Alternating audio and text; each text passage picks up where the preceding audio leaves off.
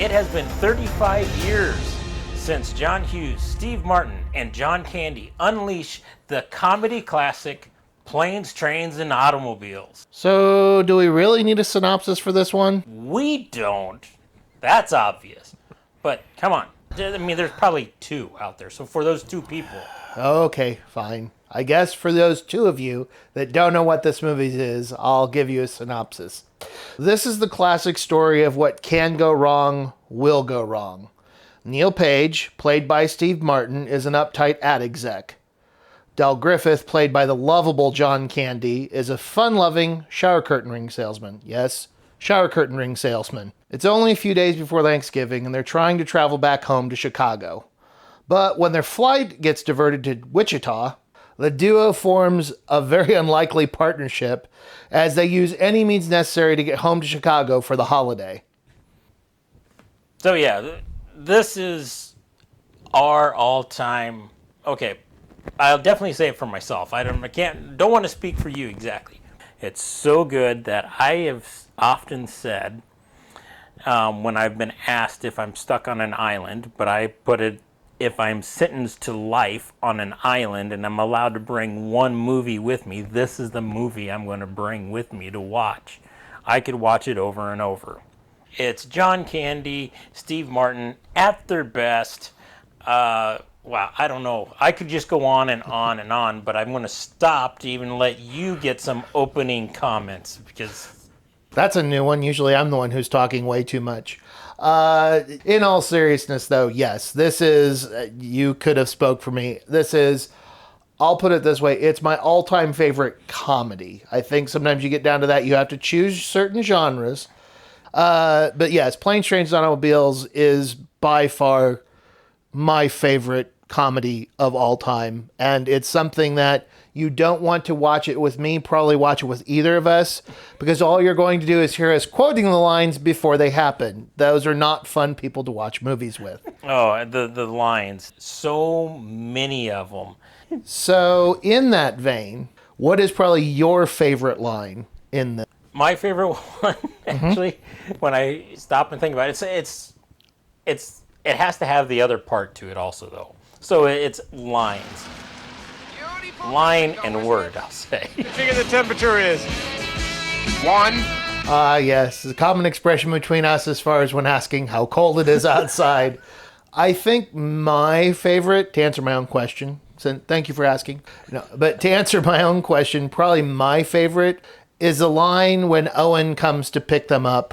His whole kind of like monologue line, his whole line or series of lines when he comes to pick them up. It's like, train don't run out of Wichita.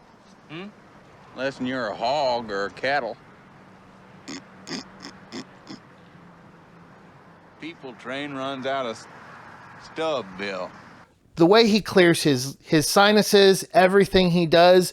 That character, also one of the little tidbits of different things I learned, that was completely his creation. There was no input. They said, you portray him how you read this, and that's him. And so all those little nuances, that was him.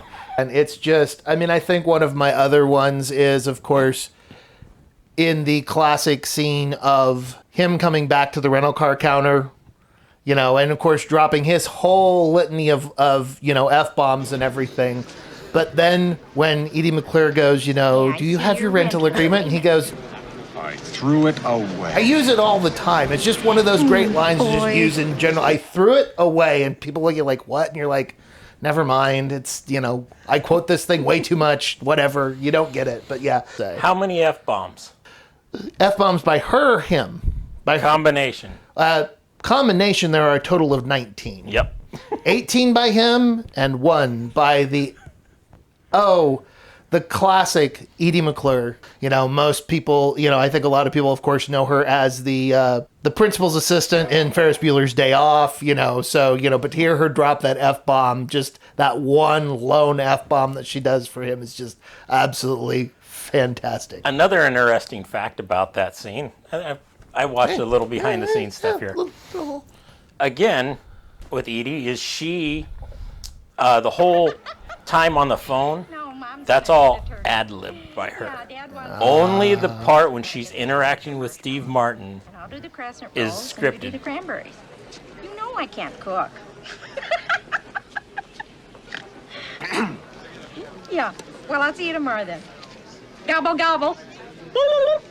I think that shows. I mean, obviously, Steve Martin and John Candy are comedy geniuses, but everybody else that was a part of this in some way, just their comedy chops or what they were able to do in this was just so good. Another cameo, and his cameo on there is interesting, is just the interaction between Steve Martin and Kevin Bacon. Just watching them look through each other. The camera work adds comedy to it also.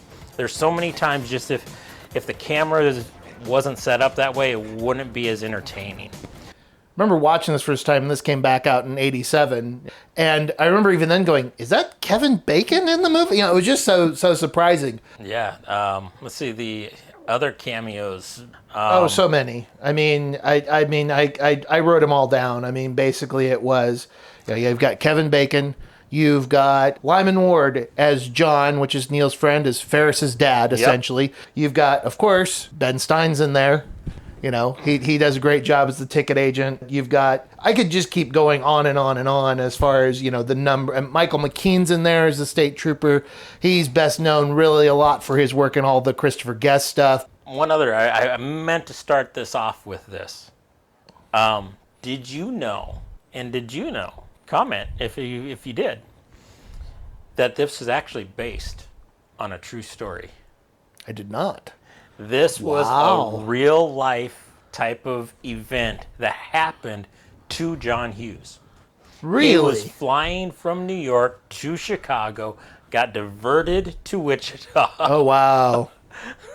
And then 5 days later, finally made it home. Holy cow. You know, we go on about how funny it is, and, you know, and how much, and it's like any good comedy, especially of the 80s, it's got a ton of great one-liners or a ton of great lines that are quotable. Those aren't pillows. But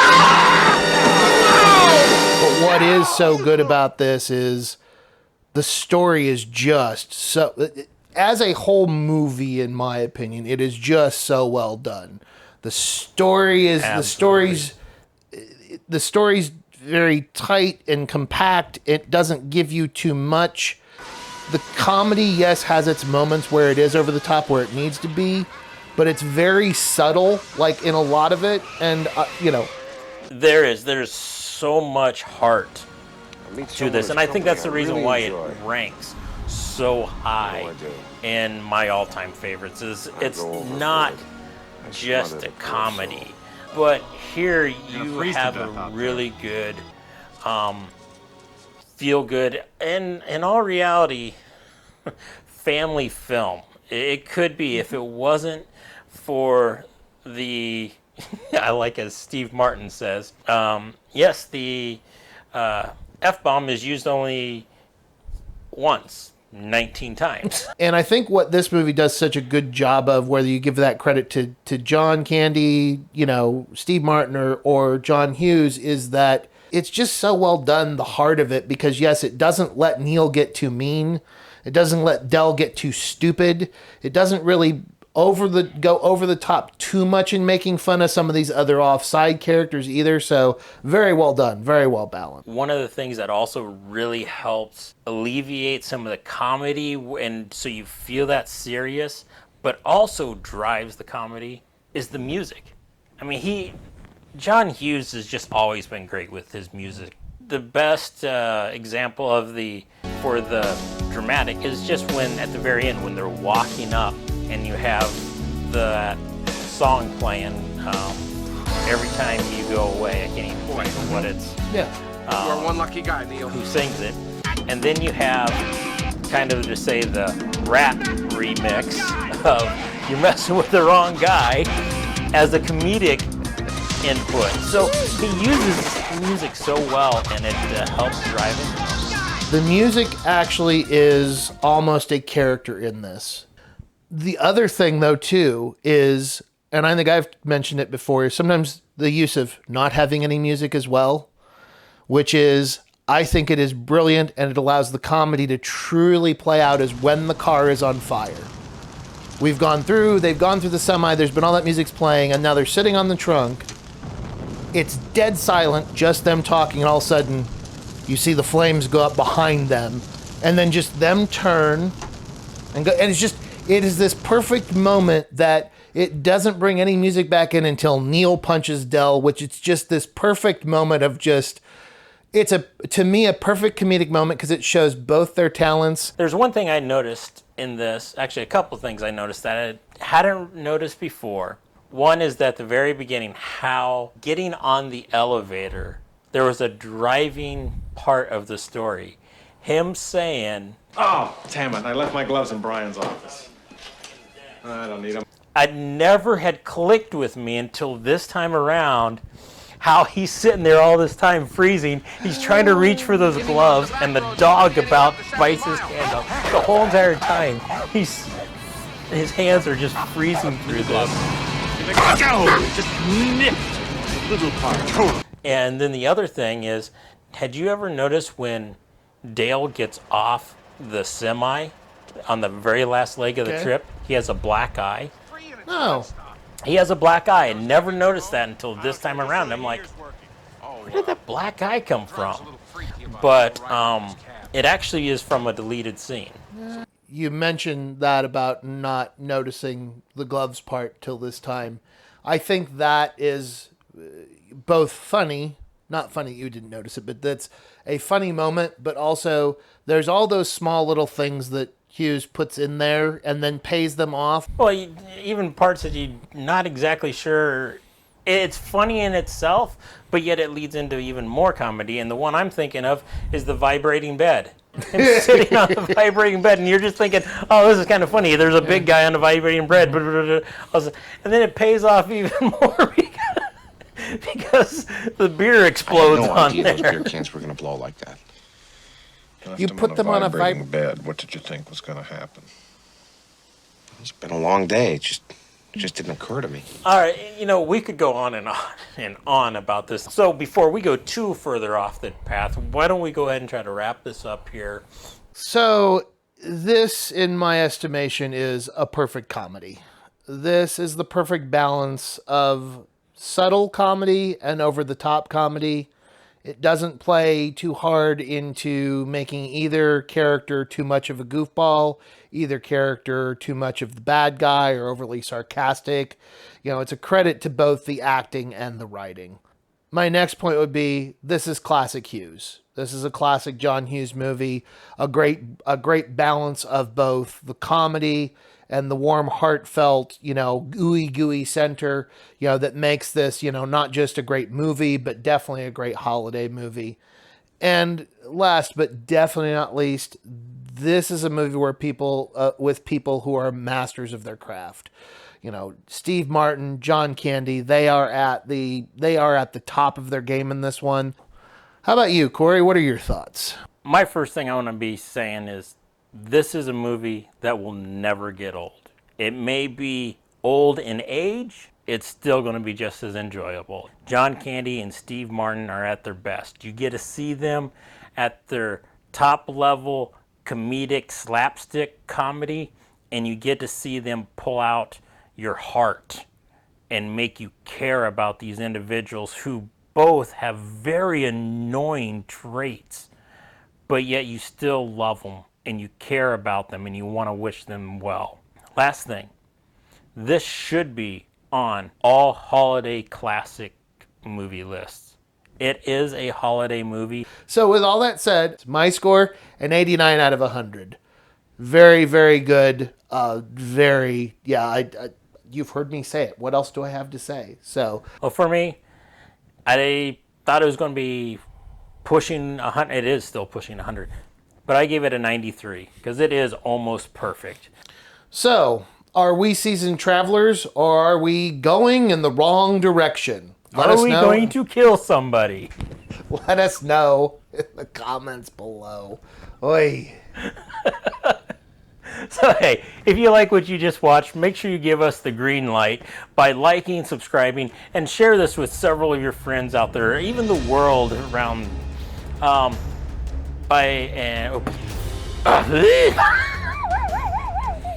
Also, hit that notification bell so when we do drop new videos, you'll be the first to know.